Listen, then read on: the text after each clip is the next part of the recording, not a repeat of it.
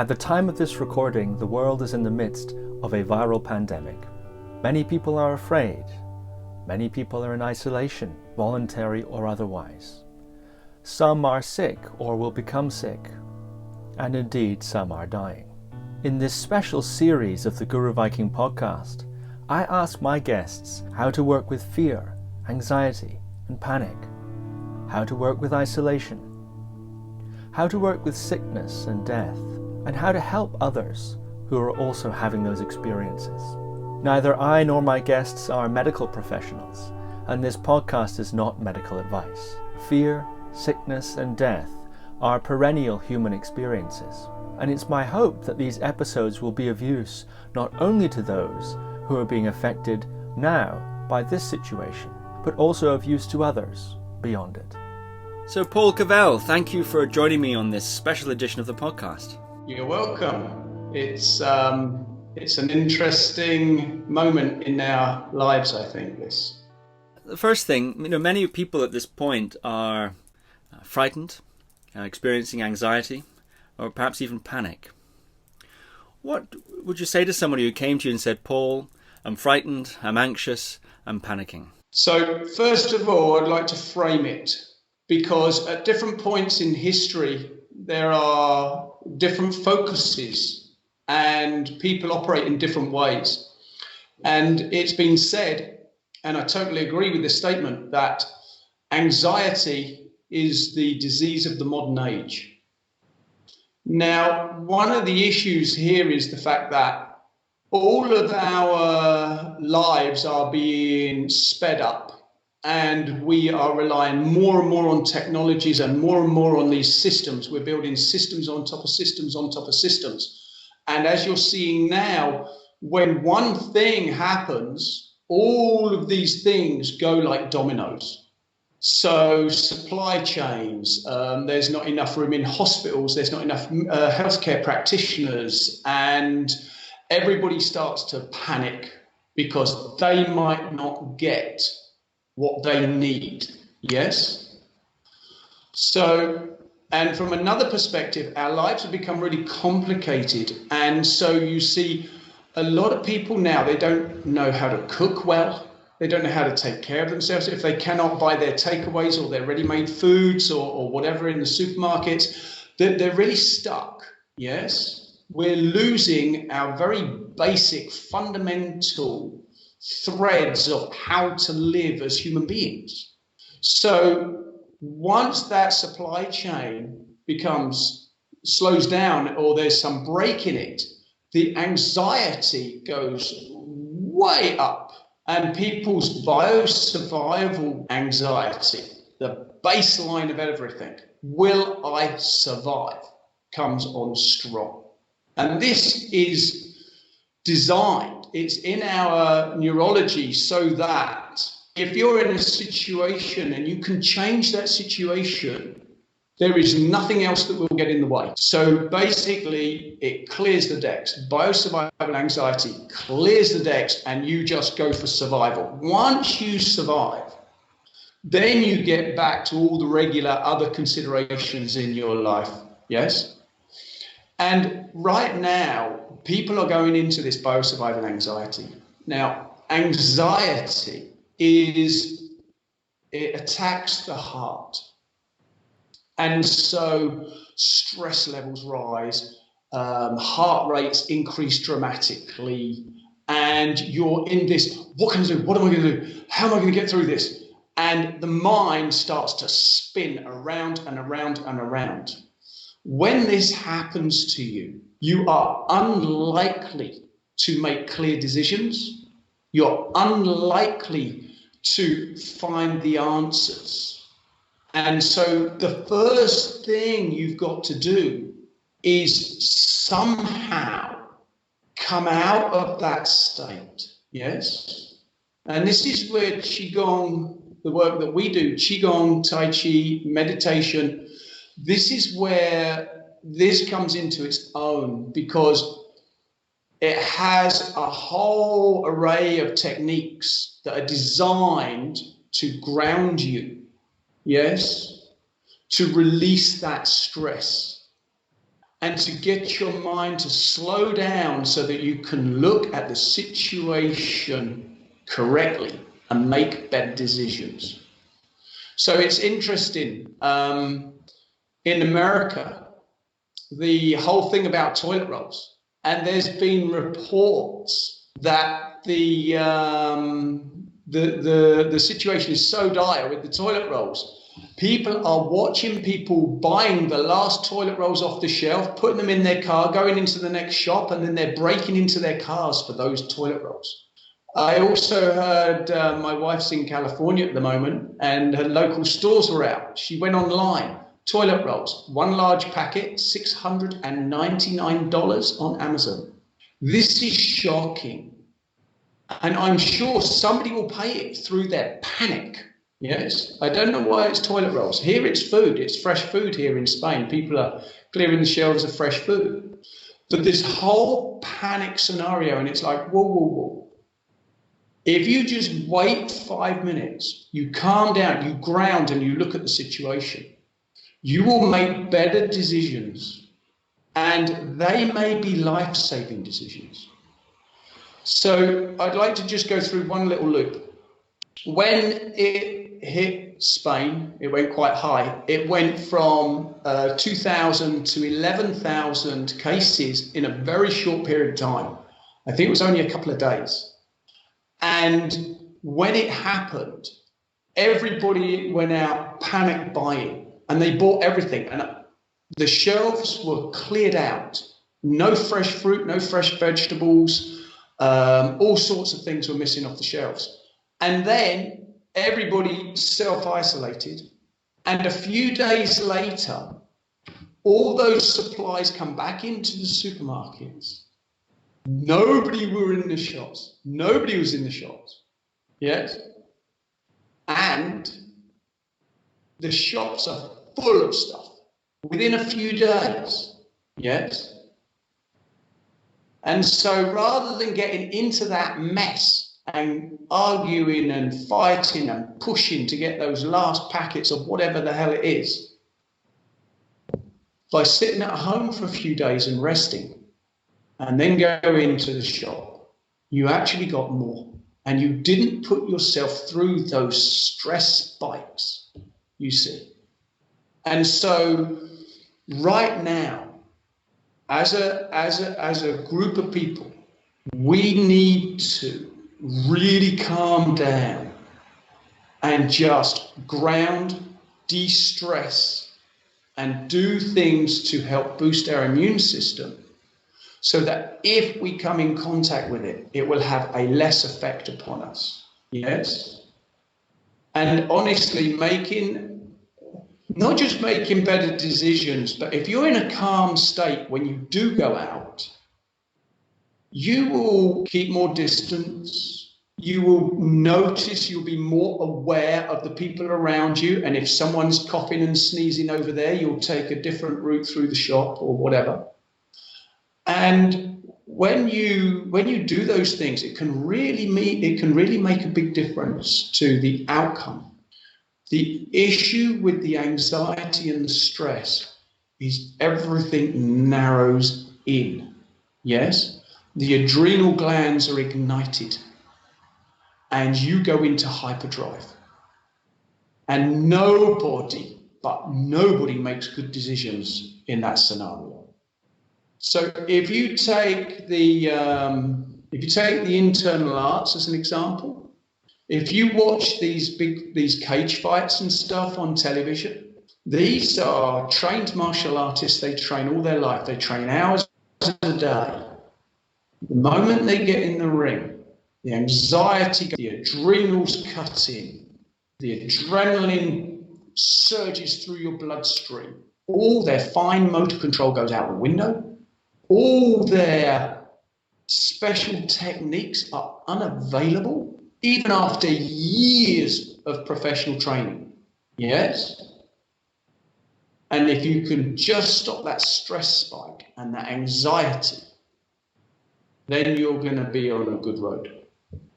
So this is my first piece of advice for everybody.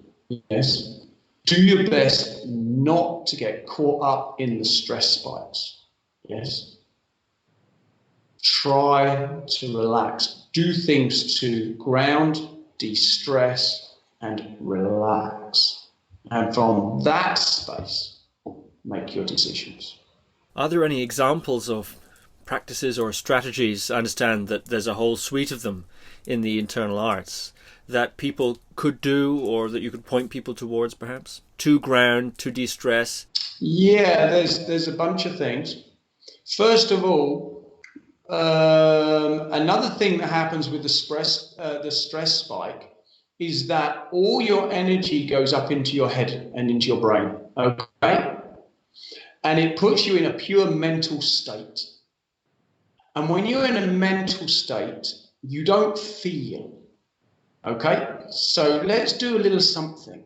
Okay, I want you to right now just put your mind into your left hand. Yes, not physically put it in, but let your mind go to your left hand and just feel your left hand. Okay, feel the sensations of your left hand. And just stay there for a minute or two whilst your mind goes into your hand. You can feel it, yes?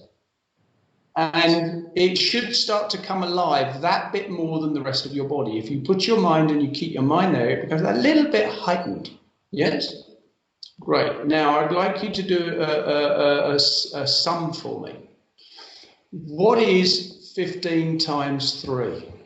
45. Divided by 2. 22.5. Times 4. 80.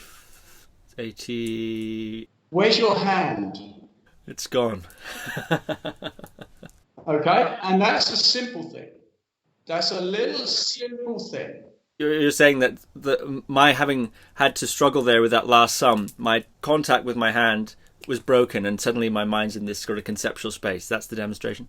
You left your kinesthetic sense of feeling your body. All your energy and attention went into your brain, and you went into a pure mental space. Okay? Now, in our modern world, most people live there most of the time. The issues are these. For a start, all the time you're in the brain is the top priority for any supply of the body. Blood, nutrients, oxygen, everything.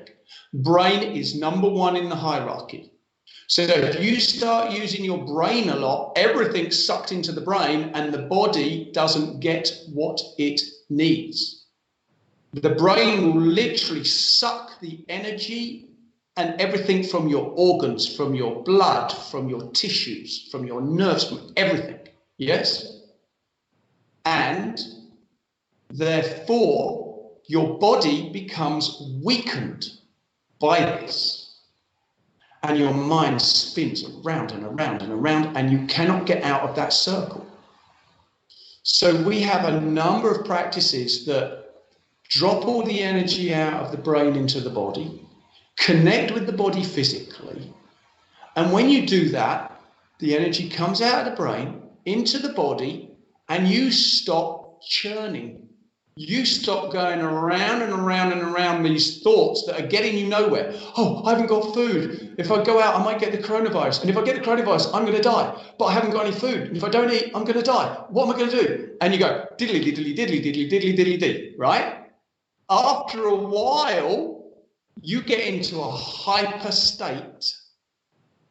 And your brain will take everything from the body. The Chinese call it the brain eats the body. Yes? Okay? Because it is consuming all the oxygen, all the blood, all the nutrients in order to continually spin faster and faster. So you've got to get that energy out of your head and into your body. So we have sinking chi practices, dissolving practices, we have breathing practices, we have movement practices, we have meditation practices, and all of those in their own way get the energy to balance between the brain and the body, get it to circulate so it doesn't stay in any one place. And in the circulation of your chi and your fluids, what happens is you build up a robust system, both energetically, and your immune system gets boosted and your body becomes harmonized and the stress levels drop. Stress is one of the biggest destroyers of the immune system. Okay? So all the time you're in that stress cycle, you are destroying your immune system. Now, the Taoist practices are quite detailed and complex. So when you get into them, all of your mental space is taken up with doing the practices and feeling the body and balancing your chi. Yes? And there's no space left for the churning thoughts and worries and concerns within your mind. So you get this break from them. And once you get to that stage, you realize, oh, I'm still here. I'm still here. Nothing's happened. And I wasn't worrying about it. Yes? So you then realize, I can survive. Once you realize I can survive, then the whole biosurvival anxiety starts to drop. Yes?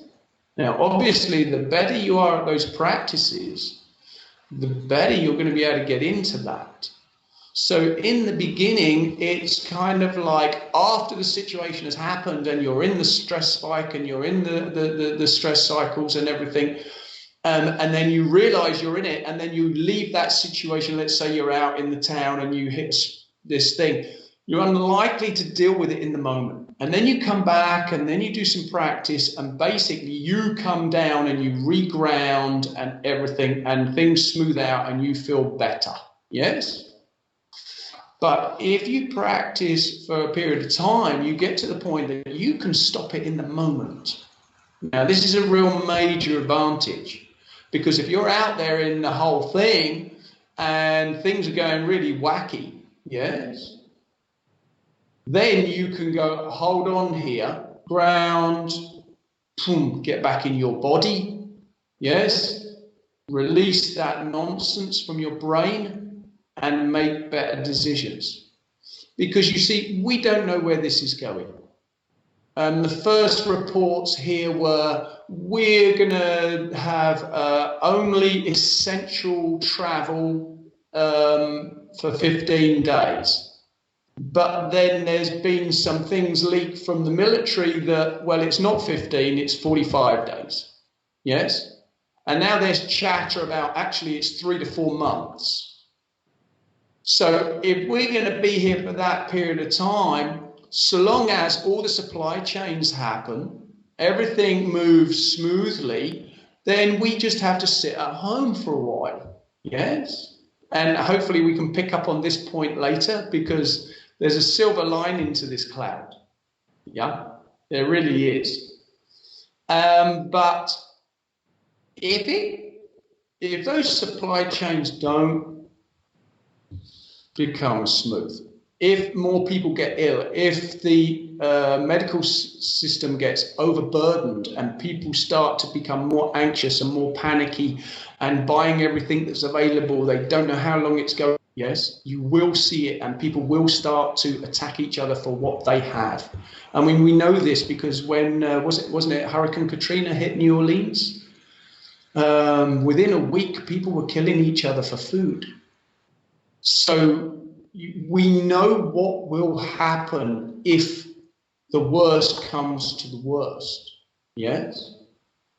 So staying out of those scenarios is obviously a priority for everybody. And the government's priority is making sure those supply chains are open and fed, yes?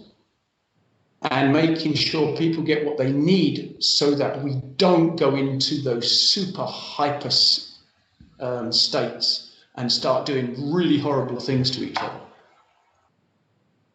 So now is the time to ground and to become solid in yourself so that you can help the people around you and you're not a burden on those people. Because if you're a burden on your family and your friends, the local people, your local community, the more people are a burden on that, the more stress it puts on the whole cycle. Yes? And the more you can stand in your grounded position and remain calm, yes, the more it's going to help those around you as well as you yourself. I think we touched on this one in the last interview, Steve. We're like guitar strings. You pluck one guitar string and the others resonate. If you're resonating calmness, groundedness, stability, you will spread that amongst the people. If you're stressed, anxious, and panicking, you will spread that to the people. So I feel this is really important, not just for individuals, but for the people that they love and care about. Thank you. There are certain people who are sick or will become sick. What would you say to somebody who came to you and said, Paul, I've been diagnosed with a sickness, or I have indeed fallen sick? Okay, well, here we go. So I am not a medical professional. I am not a doctor. All of the material I have is through the Chinese system, the Taoist system. And for the last 6 years, I have been studying herbalism, not in any particular course, but I've been following a particular herbalist that I really rate, and I have been studying that for 6 years. And I think the herbal medicines, especially a lot of the Chinese herbal medicines, are really good. The problem with these are they're in very short supply at the moment, because everybody in the know has already stocked up on their stuff. And I'm not sure what the medical system is using to overcome these issues. And at the moment, I think anybody that is in need of medical attention can get that medical attention. Yes? But if we're going to be looking at what's going to happen if that system gets overburdened, yes, okay, then we're in a different scenario. If they cannot take all the people that are ill, yes. And most people with this one, you see, because this is a very infectious disease, but it's not a very deadly disease, which means it's going to spread through the population very easily, as we've seen these jumps. London went from 500 to, 1,000 or more in a single day. So these jumps are going to go pretty quickly because this doubling happens, yes? This is the problem. When it's in the low numbers, it's not a problem. But when it gets into the thousands, now you can infect the tens of thousands. And when it's in the tens of thousands, you can infect the millions. And it can jump pretty quick. Yes? So most people need good nutrition. They need rest. And they need somebody to take care of them. Yes, somebody to bring them what they require, because from everything I've seen, if you get really ill with this, it's very it's very serious, and you can't even sit up at times. Yeah. So from my perspective, the things I'm doing is making sure I do a good amount of daily practice, because I know these things work to improve your immune system, and if you're ill, they reduce the severity of the illness. Yes? And again, I want to go back to this stress thing because it's very relevant here. If you do get ill, stressing about it is going to make it worse. Yes? And a lot of that stress comes from the fact that people don't want to accept that they have received that illness. Yeah, they have contracted that illness. This creates a dichotomy. I don't want to be ill. Yes, again, the biosurvival anxieties. But you've got to somehow clear your mind and ground, and it will have much less of an effect on your system if your system is smooth, if your nervous system is relaxed. Then your immune system can do what it needs to do. But again, if you freak out, sucks all the energy to the head, the body doesn't get what it needs to heal. And look, let's look at it from this. Whether you go for traditional Western medicine or whether you go for Chinese herbal medicine, the medicine doesn't heal you. Your body does. The medicines support your body whilst you're ill so that you can heal. Because what actually will kill the virus are your T cells. And your body has to make specific T cells to kill that specific virus. That's the whole way that vaccination works. They put a small dosage in your body, you get ill for a couple of days, your body makes the antibodies, the T cells, and the T cells kill the virus. So then when you get a larger, stronger dose of that virus, your body's already worked it out. You with me?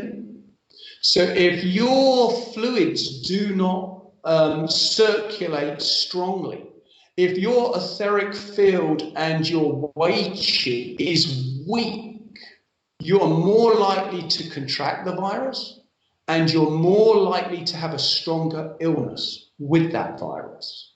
Okay? So we work on two basic things. One, building the strength of the Wei Qi, which is the layer, the protective layer of Qi just below your skin. Yes? And your etheric field, which is the layer of Qi outside your skin. Okay? And in strengthening those two layers, it has been noted over thousands of years, you are far less likely to contract disease. It doesn't make you immune, yes? Okay? But you are less likely to. So you get on a plane, somebody has a cold, you're on a long haul flight. At the end of that journey, half the plane are sneezing and coughing and the other half aren't. Why? Yes. Some people's immune systems are stronger and some people's immune systems are weaker.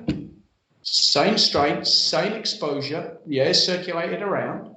You walk up and down the aisle. Yes. You get your food from the same people. You're exposed to the same conditions. Some people get ill, some people don't. In boosting the Wei Qi in the etheric field, this really helps you to strengthen your ability to not contract the disease in the first place. Then the circulation of the body's fluids. Now, everybody knows about their blood, but the blood is basically one of the 5 major fluids of the body. You have interactions from the blood through the interstitial fluid. You have your cerebral spinal fluid and your synovial fluid. And those other 4 fluids are derivatives of blood plasma. And they all link with the blood. So the blood plasma comes into the tissues and then it goes back into the blood again. The lymph fluid comes out of the blood, runs through the lymph system and goes back into the blood again.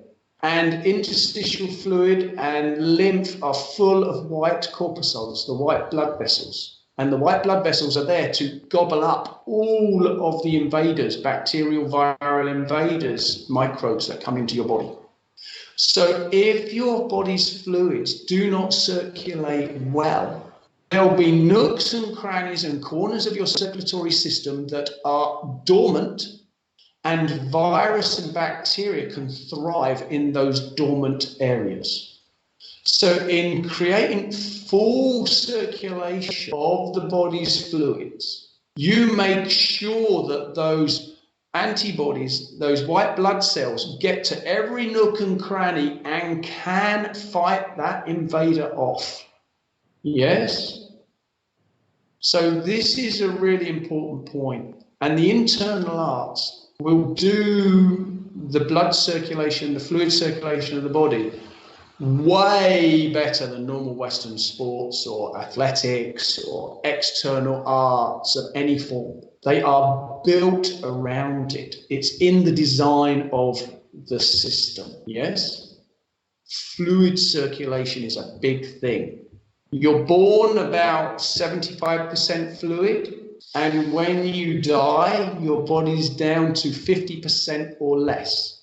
So you literally dry out as you age. And if you strongly circulate your fluids throughout your lifetime, it has been tested and proved that you don't dry out as you age. This is one of the big secrets to the longevity programs.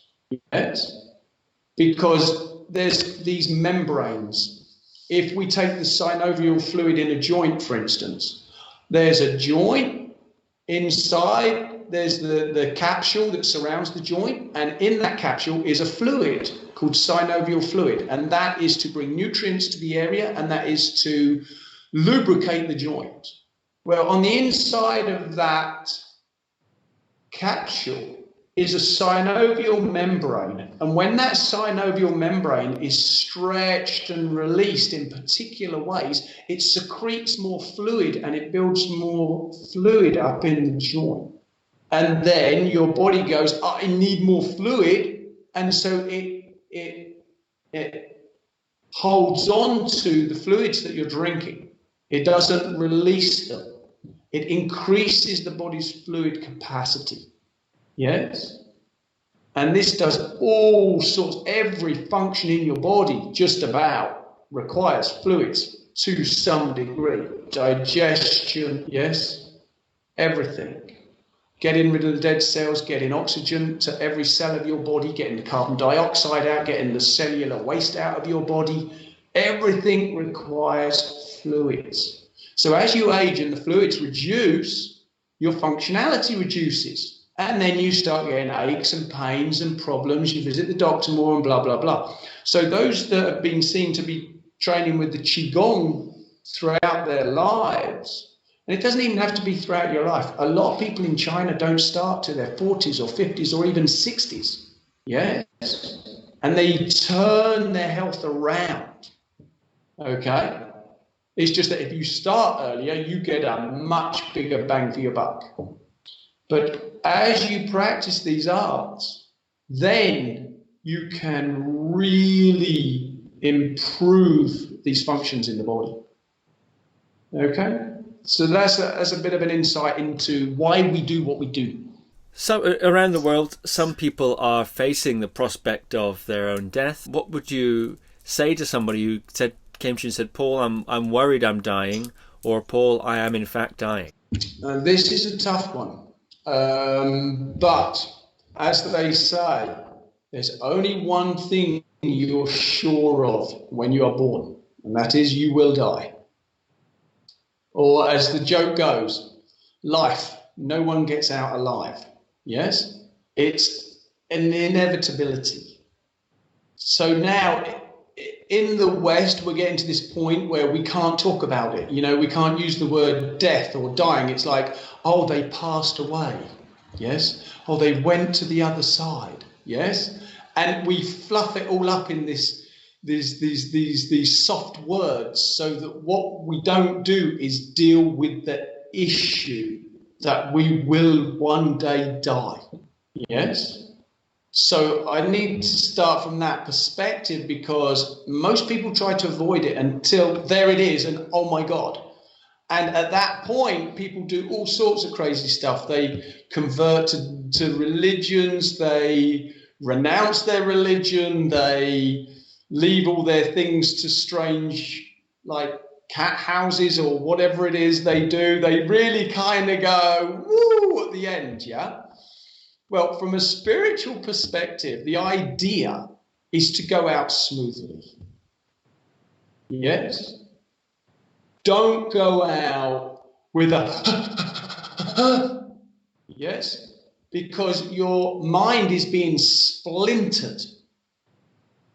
And one stream that runs through most spiritual traditions, at least the ones I've looked at,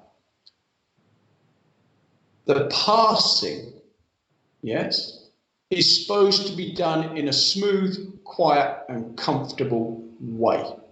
Yes?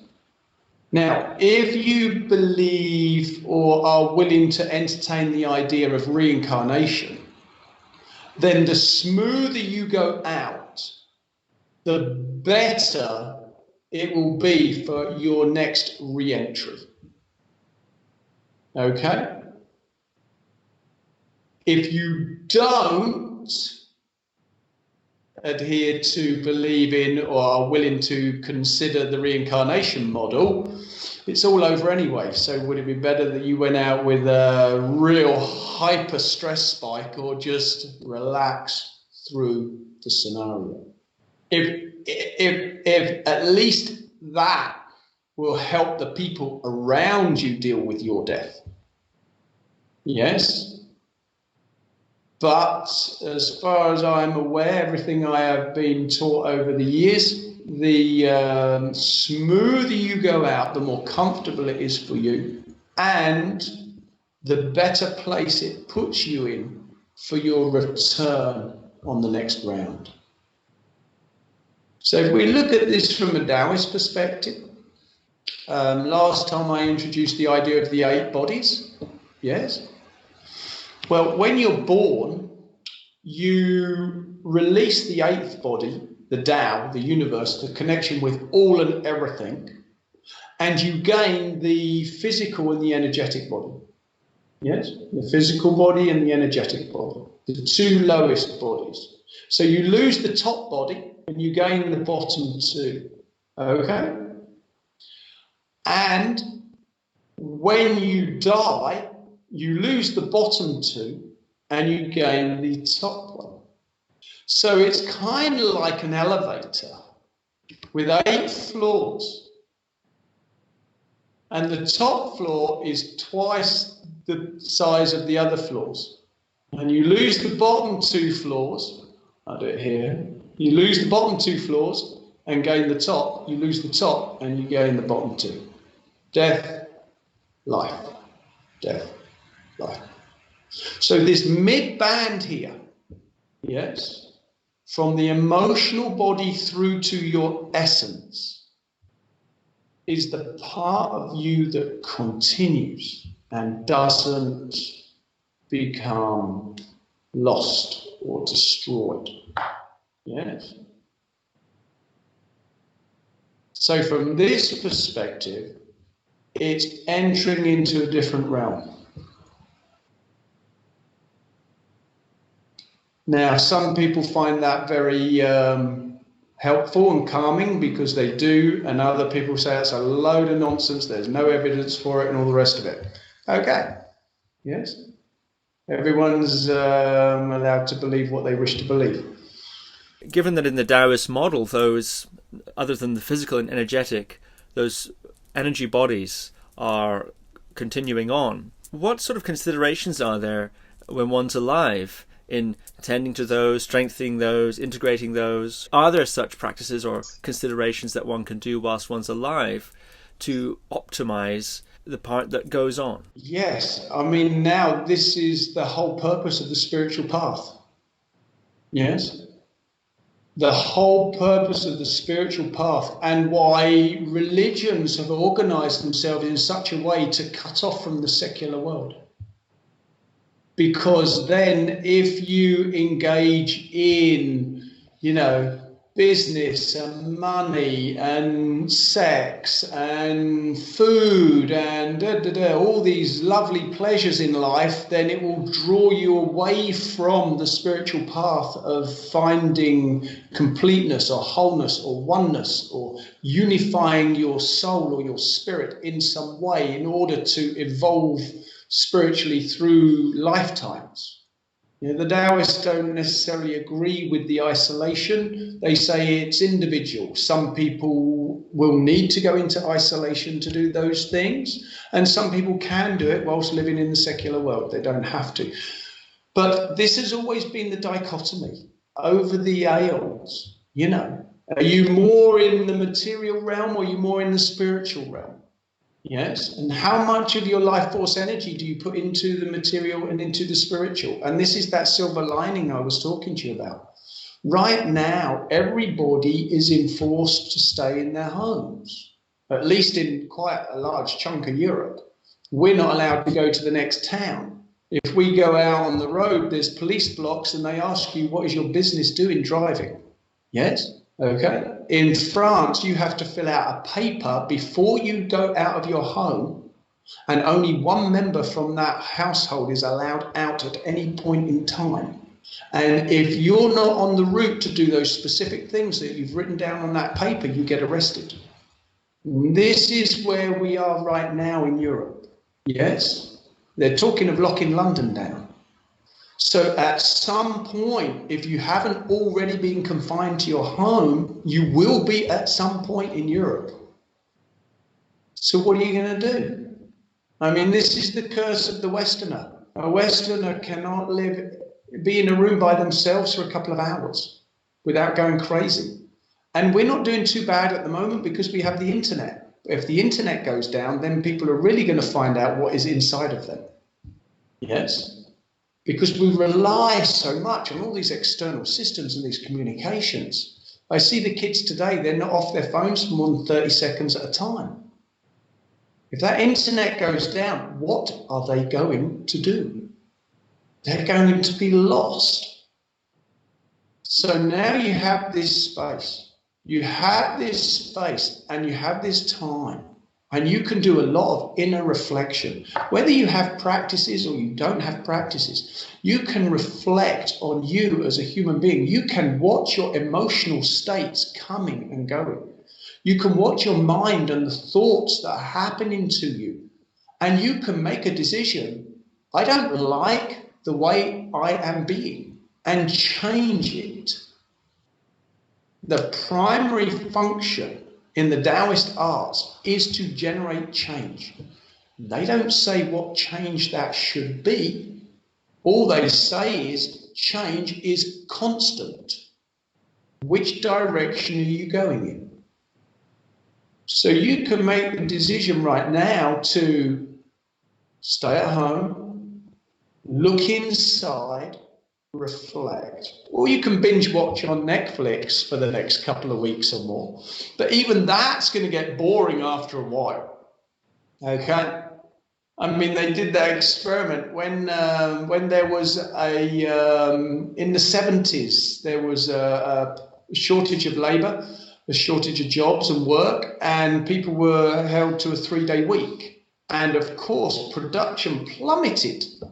Yes. Because there used to be a 5-day week. After a little while, though, people had 4 days rest every week. They become very rested and they got bored. When they went to work, they actually worked. And in certain situations, production went up higher than it was in the 5 days because people are tired, they don't want to be there, they don't feel they have enough downtime. Well, folks, here's your downtime.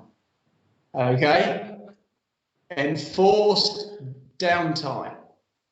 So take it easy, breathe smoothly, breathe deeply, feel your body, ground your energy, relax. Take this as it comes, and there will be changes. There's going to be changes. The government never gives you the whole picture up front, because if they do, you'll freak out even more. And they're worried about everybody freaking out and looting and robbing on the streets. So they can't release all the info in one go. So it will be drip fed. So you know there's going to be changes coming down the pipe. Flow with change. This is the basic Taoist premise of life.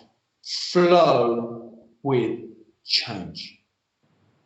And don't worry about what everybody else is doing. and what everybody else has, and my neighbour's got 16 more toilet rolls than me, so what? You'll live without them, okay? Flow with change, go inside, chill, relax, wait. People don't know how to wait for anything anymore. They hit the key on the computer or their smartphone and they get a result immediately. Well, if you go back 50 years, that reality didn't exist. If you go back 100 years, it took a long time to get a reply from a letter. Yes? And I mean, we've had lots of emails because obviously my courses have been cancelled. And people have been requesting from me some online training because they want to continue doing the practices. And we're in the process of setting that up. We're just getting the technology together, you know, the access portals and that sorted out. And then we will be doing some stuff. And we will be doing some stuff basically to cover this area of anxiety, de-stressing, grounding and boosting the immune system, because right now that I feel is the best that we can do. But you have this time. Go inside, feel, watch how you feel, watch how you think, watch your emotions, watch your mind, and then change that which you do not like, that which does not sit well with you. Because you see, if something is true to you, it will feel right. And Taoism, the practice in Taoism is all about releasing the false, getting rid of that which is not you. The thoughts that didn't come from you, they come from somewhere else. The feelings, the emotions, how you operate, what you do, because it's the social norm, or it's the government requirement, or it's the whatever, the politically correct thing to do. Yes? Go inside, release everything that is false. What remains must be true, and that is true to you, true to your essence. And that's the spiritual path. Yes? Okay, so we can all do some reflection and some inner searching right now. You've already, I think, spoken somewhat to my next question, which is how to help those who are sick or dying, or to support those who are frightened around you. You've already mentioned that by bringing yourself into a state of groundedness and calmness, that you're going to be more useful and you'll be, forgive the pun, infectious in a positive way. Do you have anything else to say about any further comments on how to support people who are anxious or are sick or who are dying? When people are on the verge of leaving this world, they reflect deeply. They reflect about what they did, how they did it, the bad things they did, why they did them, what they should have done, what they shouldn't have done. You start trawling through, yes? Kind of a summary of their life and how they feel about it. People going through this need two things. They need love and compassion. They need you to be there for them. They need to feel like they count. They are loved and they are cared for, not just in the moment, but that they meant something. Their life wasn't a waste. And the second thing they need is to go out as clean as possible. If you have any unresolved issues, anything from the past, any points of conflict that have not been resolved, now is the time to resolve it. Because you see, everybody has regrets. Everybody has regrets when they're leaving this world. And if you leave with those regrets, it binds you to those people. And if there is a karmic loop, you will have to come back to those people in the future and resolve it in a future lifetime. And when you do something bad and you do nothing about it, you carry that with you.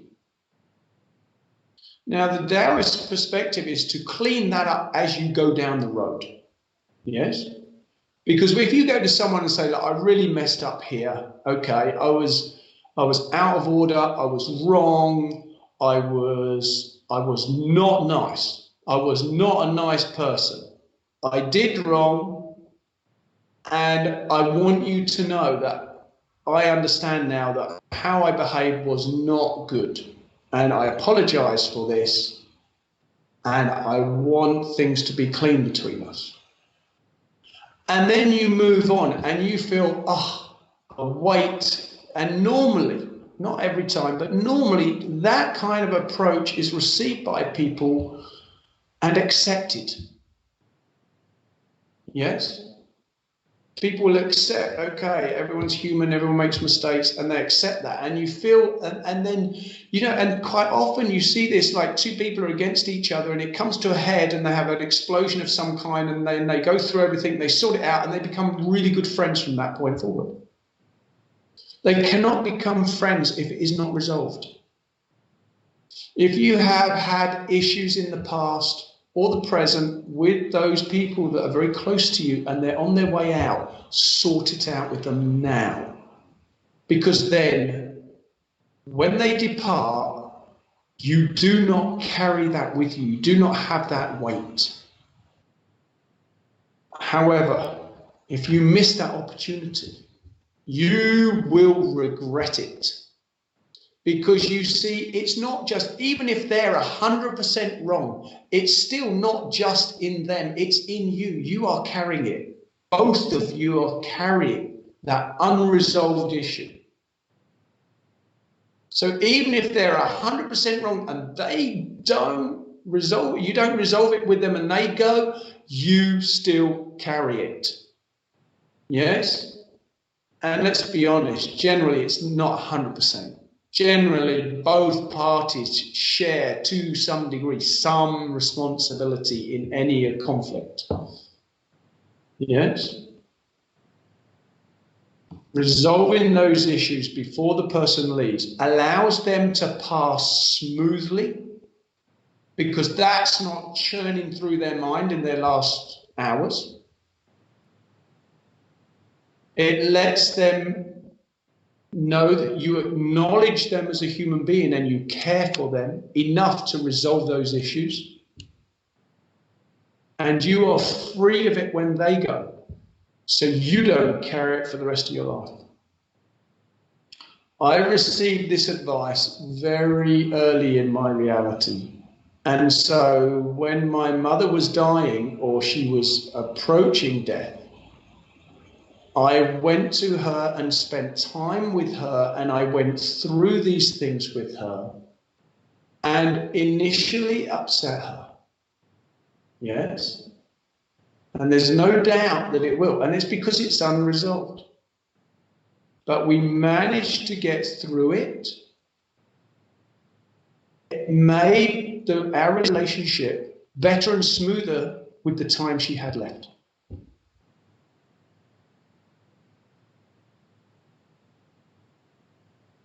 And generally, we try to avoid these things. We like to put blame on others. We try to avoid it. We move on. But that's not a spiritual path, you see. The spiritual path is taking on board those issues and resolving those issues directly with the people and making sure that things are clean, as clean as anybody can make it. Because let's be honest, unless you're completely enlightened, things are not going to be perfectly clean. But there's a lot of grey between the black and the white. Yes? And the lighter that grey, the better it is. You've spoken already a lot about the silver lining of the situation, which is time to reflect, time to engage in practices you may have Do you have any advice for those who find themselves in isolation, whether it's self-imposed or otherwise? One of the things that I think can happen to people in extended seclusion, whether it's a voluntary retreat or a situation like we're in now, is the day can begin to lose its tone. One stays up later into the night, one can become quite depressed, difficult to get anything productive done, difficult to engage perhaps in the beneficial practices that you may have. Alternatively, things can get quite anxious, quite high-strung, and at that kind of a high level. But these sorts of drifting to those two extremes of depression or being very high-strung, do you have any advice as to how to prevent that happening, or indeed how to remedy it if one finds oneself in that deflated or high-strung state? Yeah, you touched on a lot of things there, but I look at it like this. Your normal work, your normal daily activities, going to work, having these particular things you must do or you've agreed to do or you want to do in your day, punctuates everything. Yes. Now, I personally had to do this because I don't work for anybody, and I haven't worked for anybody for nigh on 40 years. Well, no, hold on, that's slight exaggeration. Oh, no, nigh on 40 years. I'm older than I thought, obviously. So if I just drifted, I wouldn't get anything done. I wouldn't achieve anything. A lot of people don't have to build their own schedule because they're told this is when you're at work. This is when the class is on that you're going to go to the class. This is when the TV program's on that you're going to watch TV. This is the gap that you have for your lunch. You have to have your breakfast before this time because you've got to get that train at this time. So your whole day is set up for you. Okay?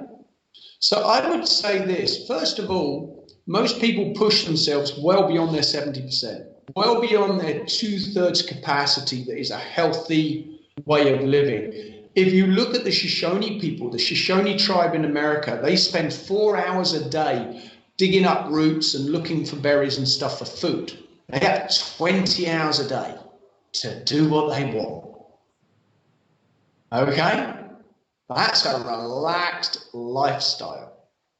Yes, we're all sold. Oh, when the computers come, we'll have less to do. Oh, yeah? Well, most people work more now than they ever have before.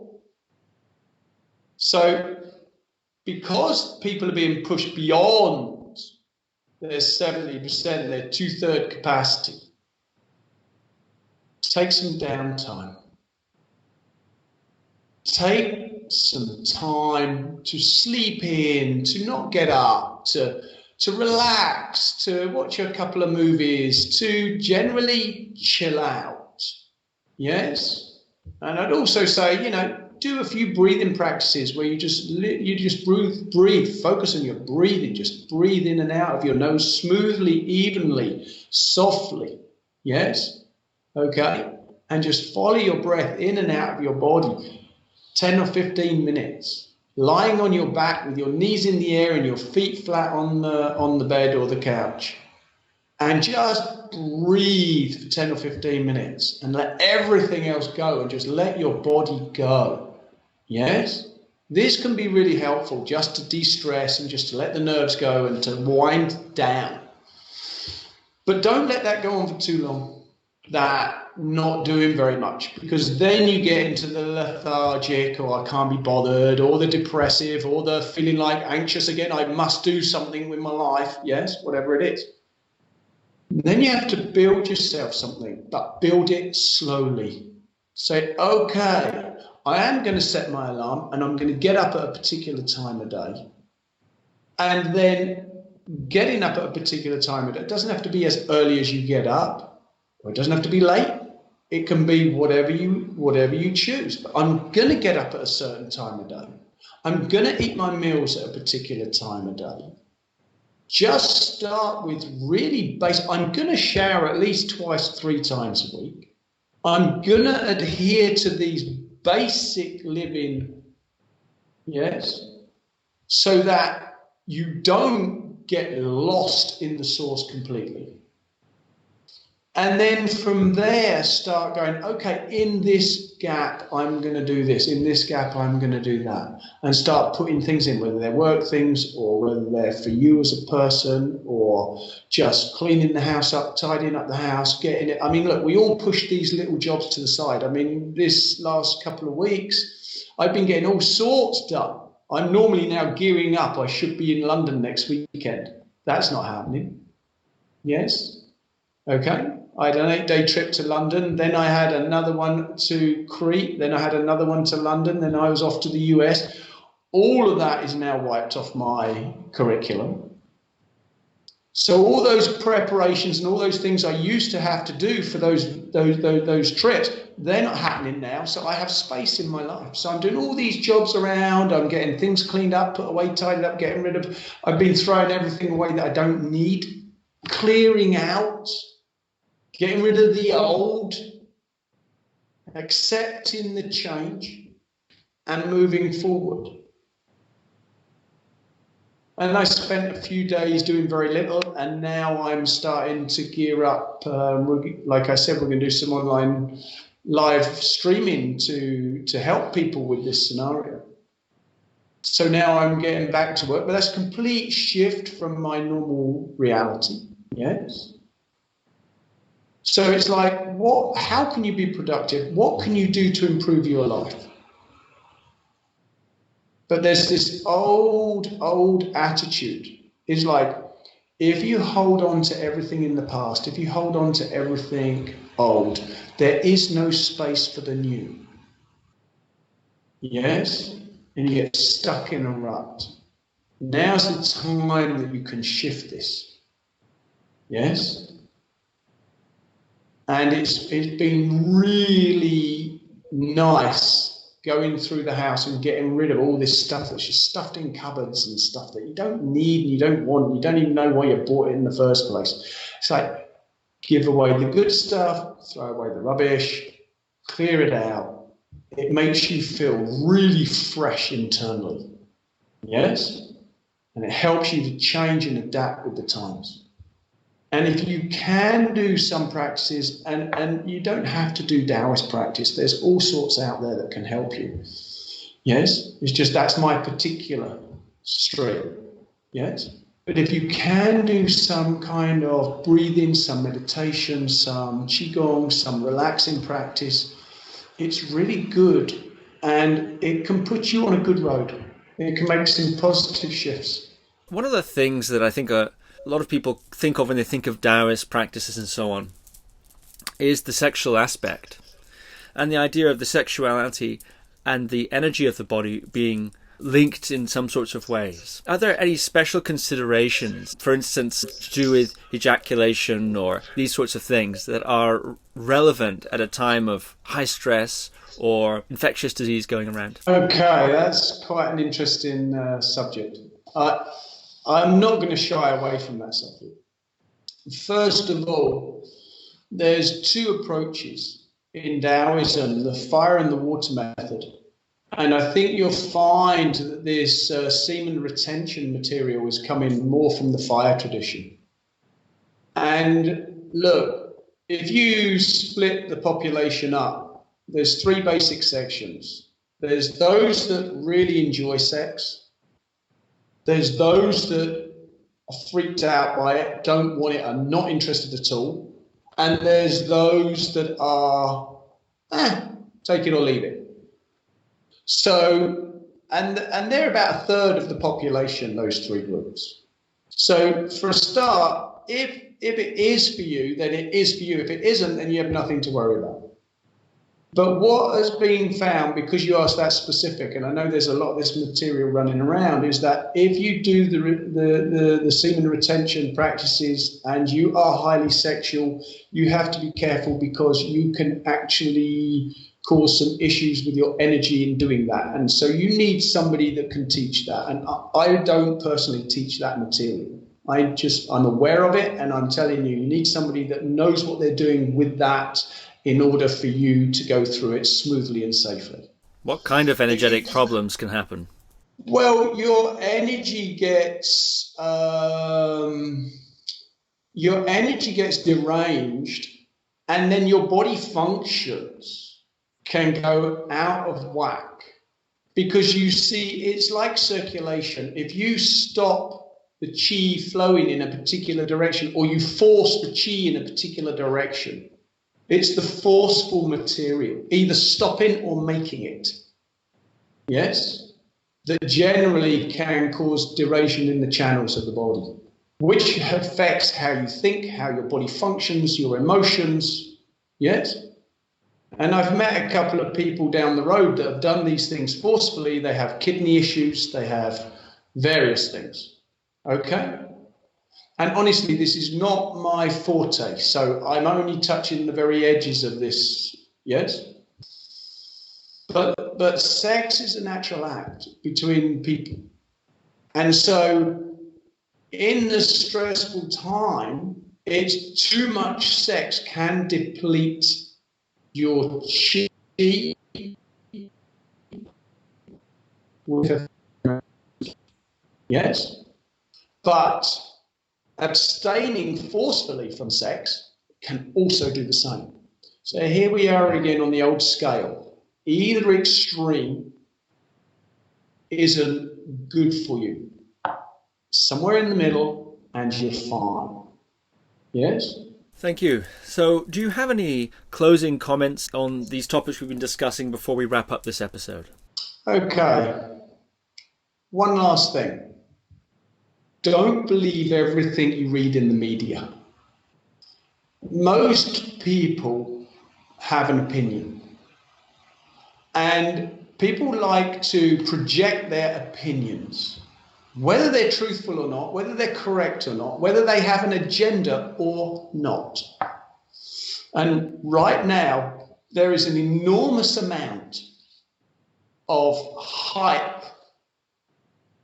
And of course, this is a dangerous situation. Of course, this virus is real. And of course, self-isolation is a sensible thing to do. Yes? But don't go off the deep end. Yes? Don't let all this stuff that's going on in the media and, oh, this is going to happen, that's going to happen, if we're going to end up in this situation with that, and that, all that does for you is it gets the mind churning and it gets the mind absolutely panicked. Yes? So I would stay in tune, yes, but don't run the news channels 24/7. It doesn't have a positive effect. Yes? Don't go out looking for it and don't avoid it. Allow a certain amount of information coming into your reality. But this is always this dichotomy between the spiritual and the secular. How much do you engage with reality, normal material reality, and how much do you engage with your spiritual path? If you're in self-isolation right now, my advice is to go more in the direction of the spiritual path.